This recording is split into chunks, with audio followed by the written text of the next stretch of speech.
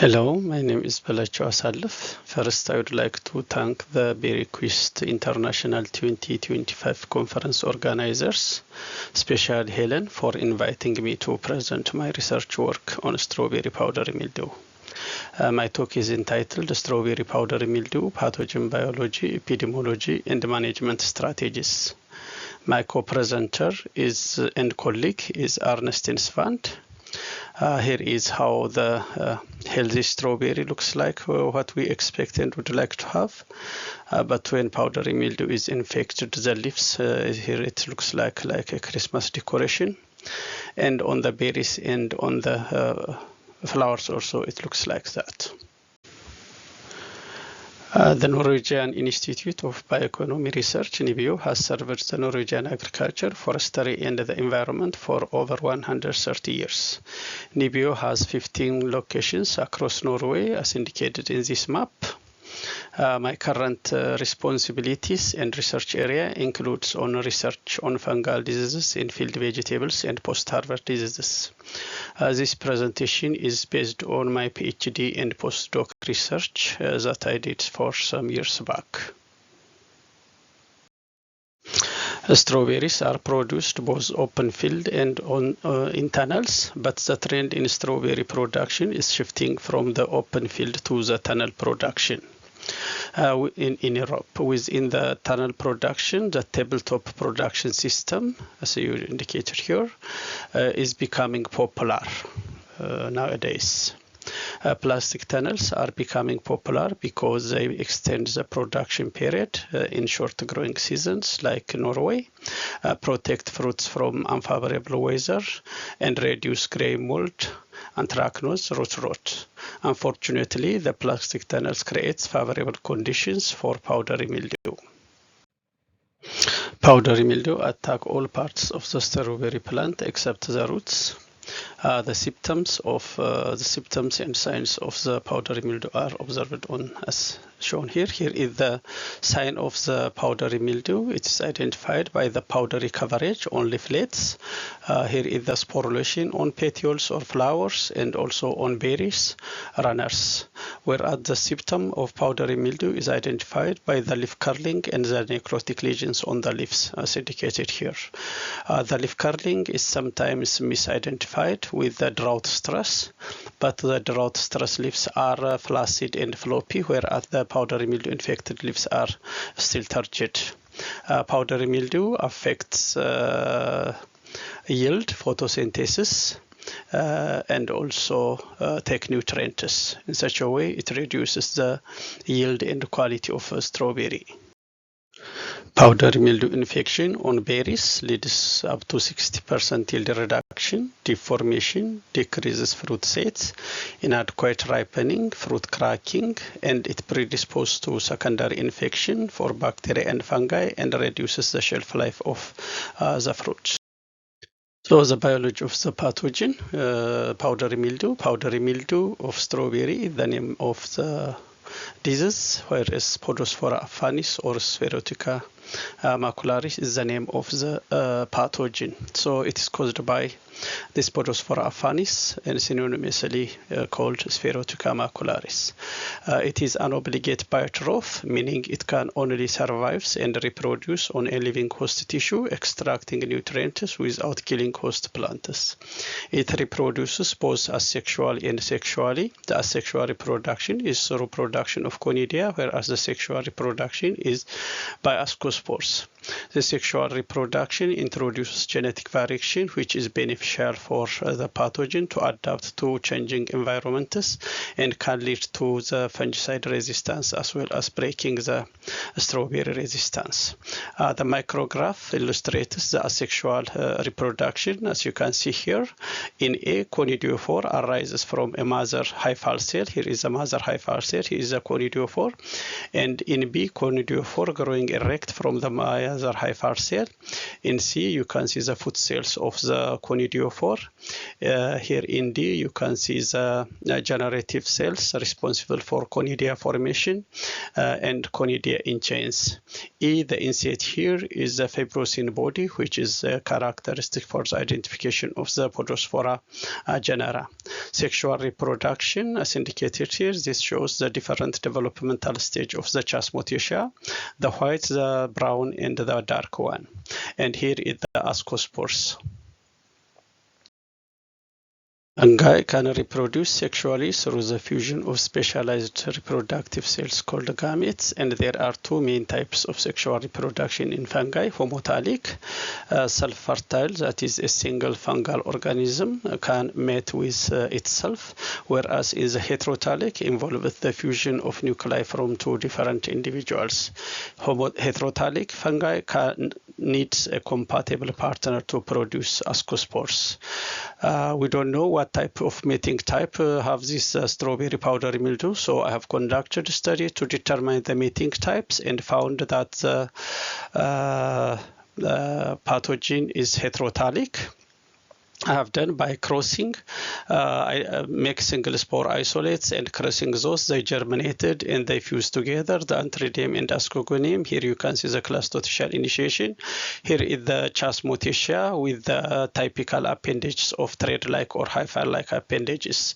I have also determined with the molecular study there is a good correspondence between the phenotypes and the molecular study. The phenotype of the isolates are designated as plus and minus, those isolated, and the plus type isolates A, B, E, and F were found to be mate 1, 2, whereas the isolates C and G, the minus types, are found to be mate 1, 1. Epidemiology of strawberry powdery mildew. Strawberry powdery mildew is a polycyclic disease, meaning it goes through multiple infection cycles within a single growing season. A conidium can infect, reproduce, and spread multiple times.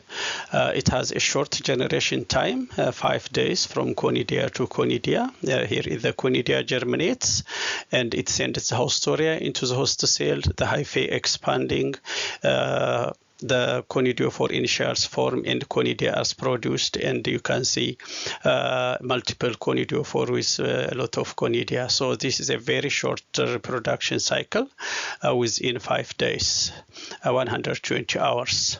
And after it matures, the conidia, the matured conidia, here is the abyssal layer. It separates from the other conidia, is taken out by the wind and dispersed to new areas. The environmental condition conducive for this pathogen for infection germination is temperature 15 to 25 degrees centigrade and 75% relative humidity. Actually, what is conducive for the strawberry is also conducive for the pathogen. So how the pathogen overwinter or over seasons and become infectious in the next growing season? For the annual production, it may follow the planting material or disperse from the neighboring field, but for the perennial production, it survives as mycelium on the surviving green leaves, as you can see here, and also it survives as Chasmodiaceae. It survives in fruits, as you can see here. This is a seed of strawberry, and these small dots are the Chasmodiaceae. Even if the fruit is rotten and covered by other pathogens and mummified, we found that the Chasmodiaceae are still in the seeds and they are viable. And also we found Chasmodiaceae, a lot of Chasmodiaceae on the overwinter dead leaves. As you can see here, this is millions of Chasmodiaceae from the leaves, overwintered leaves, and also on the runners, and this is also from the runners. The Chasmodiaceae is also very common and abundant on the runner leaves. The way it is formed is ideal for infecting the new growing leaves, and it just slides, and this is also common in these very small leaves. So they sit there and wait until the leaves, the new leaves are emerged, and they infect. So we found a lot of Chasmotecia, but in several literatures, Chasmotecia, even if it is formed in strawberry leaves, it was thought non-functional.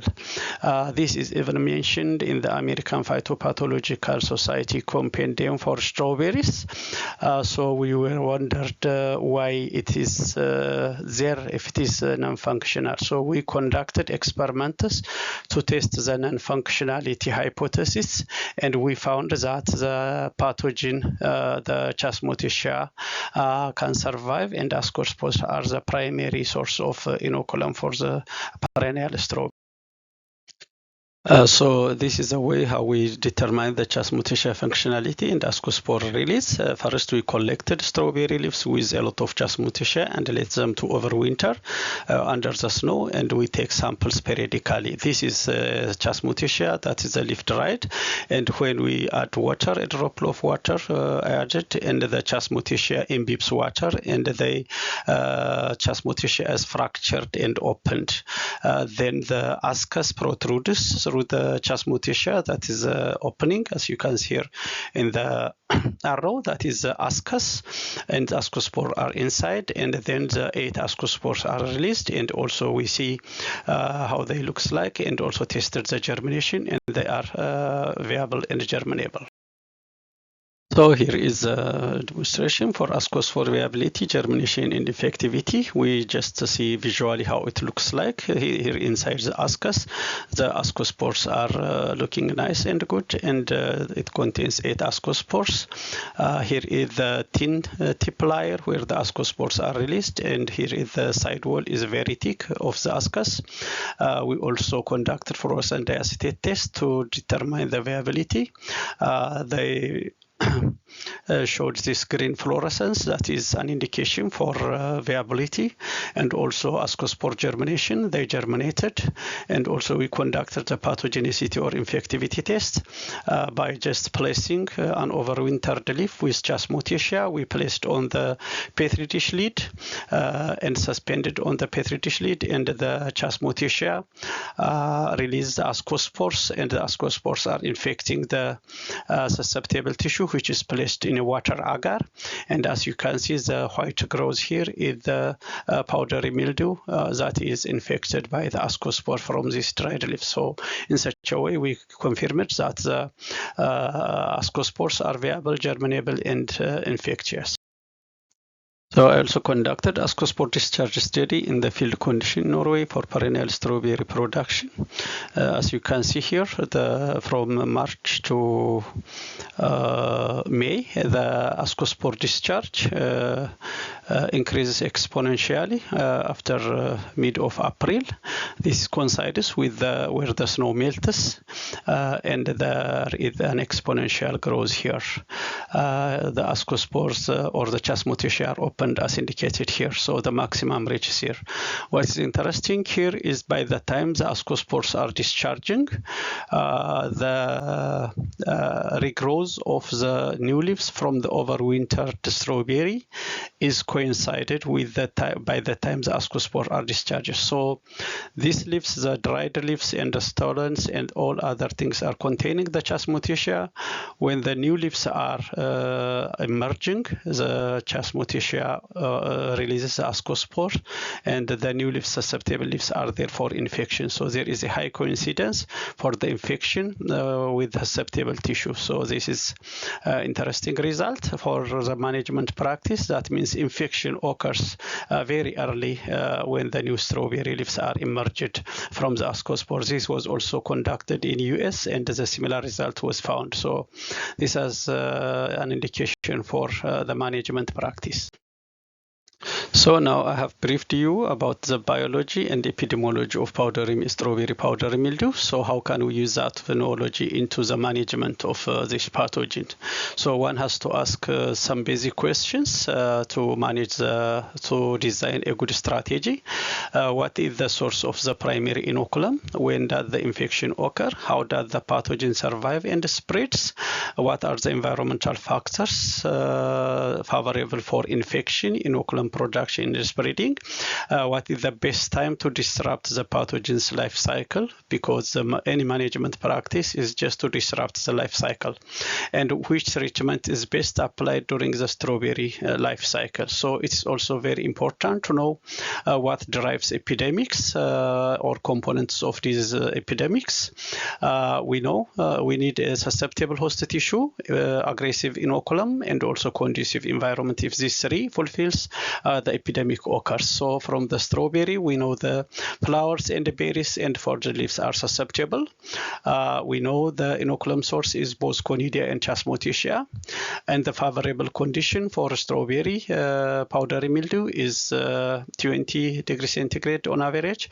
Actually, what is favorable for the strawberry is also favorable for the pathogen. So if these three conditions considers, there is a high chance of infection. So in the literature and in the market, there are several disease management options as indicated in this graph. There is conventional methods, chemical methods, including that fungicides with narrow and broad spectrum, systemic and contact, and with different mode of action, and biological control, plant-based, microbial-based, and the recent technology with gene editing, CRISPRs, and also nanotechnologies, including the small RNAs. But they come with their own problems, the so-called modern technologies. Does it work? How is their efficacy, cost and economy, accessibility, phytotoxicity, environmental issue, worker safety issue, residual issue, resistance issue, and you name it. But what I'm going to tell you to manage strawberry powdery mildew is free from those issues. So one is just use resistance cultivars or tolerance cultivars. Breeders are continuously breeding for resistance to powdery mildew or other diseases. So if there exists a strawberry cultivar that is resistant to powdery mildew, use it. But in general, all strawberry cultivars develop ontogenic resistance, both on the leaves and fruits against this powdery mildew. So ontogenic resistance is natural resistance the plants develop as they grow, mature, and age to resist the pathogens. For strawberry, the susceptible stages are fruits become resistant, only susceptible at flowering and green berry stage. Once the fruit turns to this white and pinkish stage, it's resistant to powdery mildew. No need to treat those leaves, those berries. The same for the leaves. The leaves are susceptible while they are still folded, but once they are opened as stage 3 leaves, stage 4 leaves, and stage 5 leaves, they will take care of themselves. Powdery mildew will not penetrate and infect those leaves. Whatever symptom we see on those leaves is the infections that occur when they are very small and young.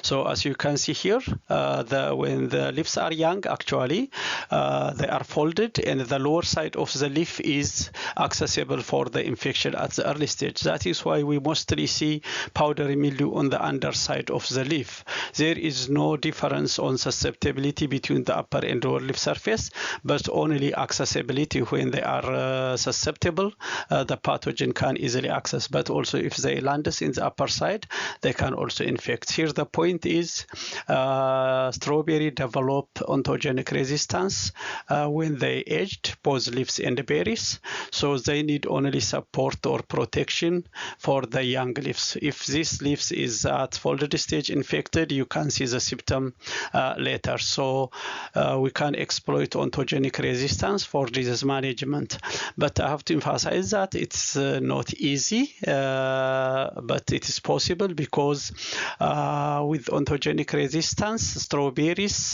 plants continuously produce new susceptible leaves, flowers, berries, and runners. So the new leaves that is continuously produced should be protected until they become ontogenically resistant.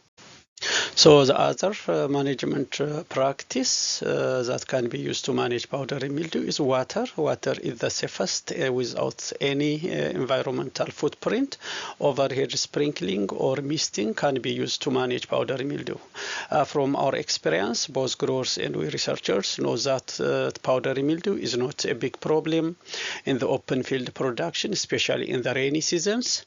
And also from old literatures, it is written that incidence of powdery mildew decreases with rainfall. So there are several research results that indicate water inhibits germination, dispersal, and the like. So we were curious to know how water can be used to manage powdery mildew. So we set up experiments in a plastic tunnel. As you can see here, the plots are divided with fleece to reduce the spread of water to the neighboring plants. And here is the treatment that we have.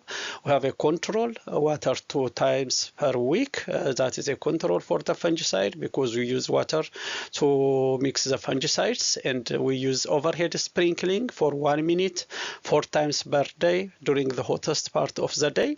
Sulfur half dose twice per week. Sulfur recommended rate once per week, and the standard fungicide Signum with active ingredient pyrocrostropin and boscalid in combination with topaz with active ingredient panconazole.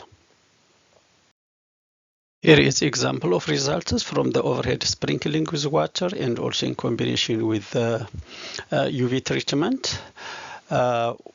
Water misting for 1 minute 4 times per day resulted in powdery mildew suppression comparable to the commercial fungicides, as you can see here, without elevating the risks for other moisture-loving pathogens such as gray mold.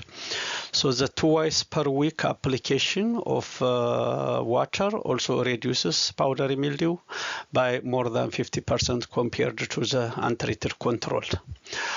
Here we would like to also emphasize that the sulfur, which is an old and low-risk fungicide, suppresses powdery mildew effectively. So sulfur also has to be used in the management.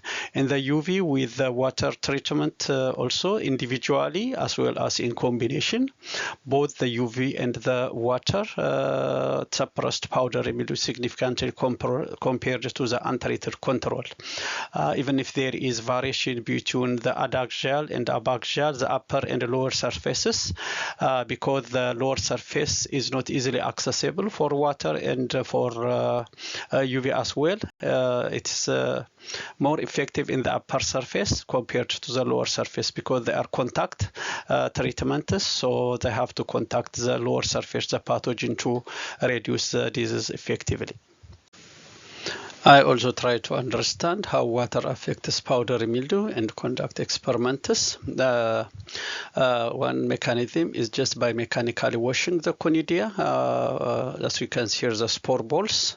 The conidia collected by the water droplets and it's washed off from then. This is known as the lotus effect. The lotus effect is a strong feature of many plant leaves that the water tends to bead into drops and roll off the ground, collecting waste particles, including spores, and clean the plant actually. So this lotus effect of the plant is one mechanism. As you can see, the conidia is also highly hydrophobic and they collect each other in the water surfaces and they washed off. As you can see here, the ball is a water drop covered by powdery mildew. The other mechanism is damaging the conidiophores. The conidiophores are aerial. They are on the surface of the leaf. So when the water pressure hits the conidiophore, it damages the conidiophore in the conidia. This is before the treatment, and this is after the water misting. So you can see all the conidia and conidiophore are washed off.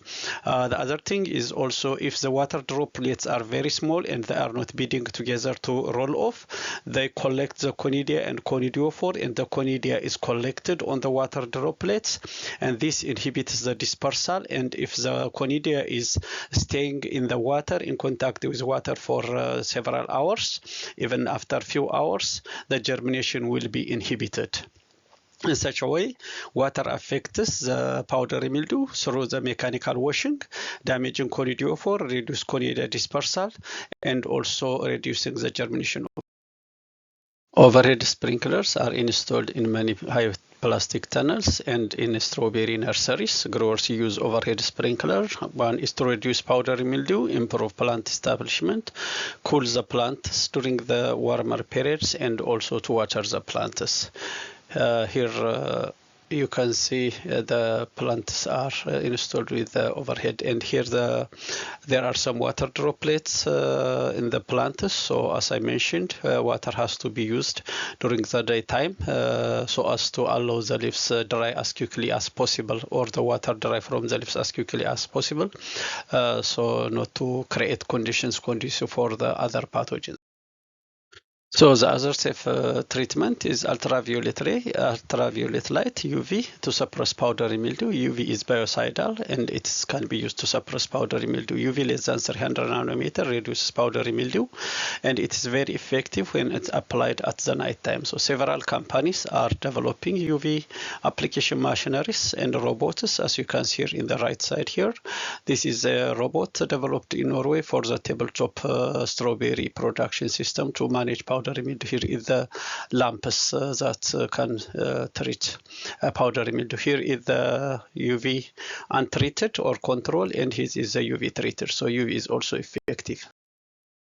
So the other treatment is hot water, steam, or thermotherapy. This is more actual for the planting material, to disinfect planting material that is contaminated with powdery mildew.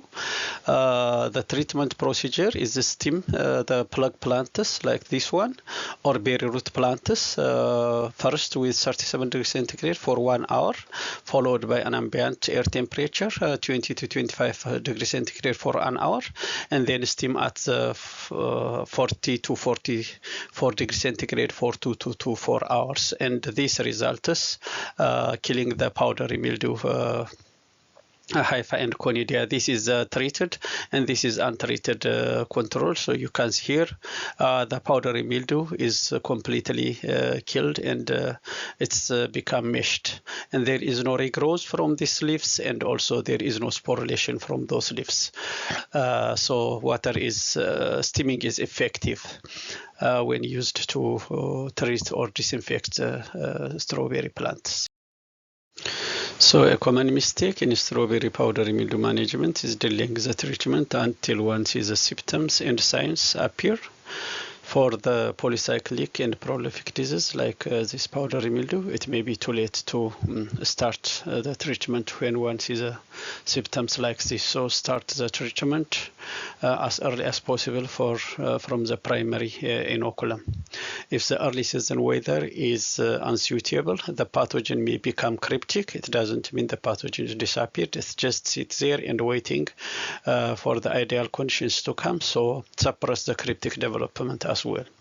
The other thing, just letting the strawberry to be like this with the runners, it's just creating a breeding ground for the powdery mildew, even if one harvests the strawberry and lets the plants like this. So consider this one as well. So the overwintered leaves are also with a lot of Chasmotacea.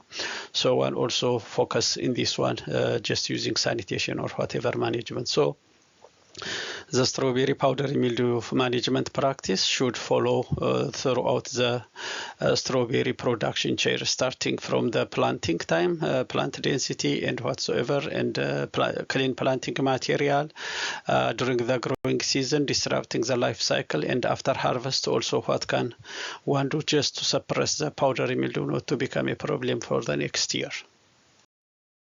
So this presentation is based on the work we have done and published, so you can get more information if you want more detailed results there. And also you can get more references in the reference list there. So I'd like also thank the collaborators nationally and internationally from Norway, as well as from Cornell University, Florida University, and also USDA, and several project partners and funding agencies who supported the different strawberry projects that I have been involved. Thank you. Thank you for watching and for your attention. It would have been nice if I came and present the work physically in Australia, but I hope you will get some interesting results from the experiments that you conducted in Norway that can be applicable to your production situation. If you have more questions and want to contact us, you can use the email address listed here. Bye. Thank you.